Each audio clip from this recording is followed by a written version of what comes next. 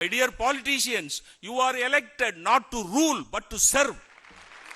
காமராஜர் கர்நாடக அரசிட்ட தண்ணி கேட்கிறார். இதே பிரச்சனை இன்னைக்கு வரைக்கும் இருந்துகிட்டு இருக்கிற பிரச்சனை.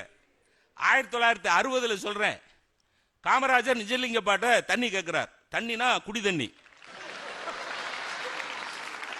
நிஜலிங்கப்பா இப்ப சொல்ற மாதிரியே முடியாதுன்ட்டார். உனக்கு காமராஜர் இங்கேயும் காங்கிரஸ் ஆட்சி, அங்கேயும் காங்கிரஸ் ஆட்சி. உனக்கு காமராஜர் பெருந்தலைவர் என்ன பண்ணார், நேருவுக்கு போன் பண்ணி கேட்கிறார். நேரு சொல்றாரு, நான் பிரதம மந்திரிங்கிற ஹோதால நான் தலையிட முடியாது, அதனால நான் உங்களுக்கு ஒரு சின்ன டிப்ஸ் தர்றேன். நெய்வேலியில தமிழ்நாட்டில் மின்சார உற்பத்தி ஆகிக்கிட்டு இருக்குல்ல, கர்நாடகாவில் இப்போ இண்டஸ்ட்ரியல் டெவலப்மெண்ட் ஆகிக்கிட்டு இருக்கிற நேரம், தொழில் வளர்ச்சி ஆகிக்கிட்டு இருக்கிற நேரம், அவங்களுக்கு இப்போ மின்சார தேவை அதிகமாக இருக்கு. அதனால நீங்க ஒரு டீல், நாங்க நெய்வேலியில உற்பத்தி ஆகிற மின்சாரத்திலிருந்து தமிழகத்துக்குன்னு உரிய பங்குல ஒரு பங்கை உங்களுக்கு நாங்க தர்றோம், நீங்க எங்களுக்கு 40 நாள் தண்ணி தாங்க. Deal was okay. இதுக்கு தான் டீல்னு பேரா? இதுதான் டீலு. வேற என்னென்னமோ சொல்றான் டீல்னா. அவன் கிடக்கான் டீல் பண்ண தெரியாதவன் தான் வேற எதையோ டீலுமா.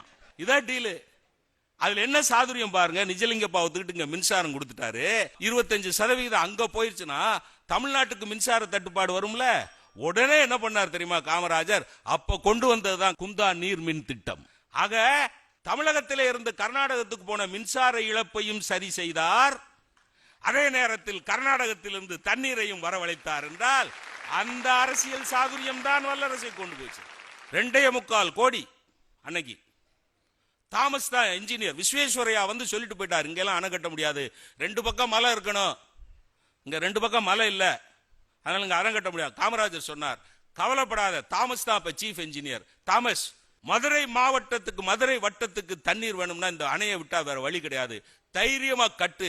மக்கள் மேல் நம்பிக்கை வச்சு கட்டுனார்.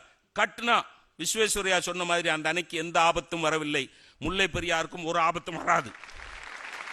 வைகை டேம் கட்டுறதுக்கு 2.25 கோடி, 2 கோடி செலவழிச்சிட்டு 75 லட்சத்தை திருப்பி கொடுக்கிறார் கவர்மெண்ட்டுக்கு.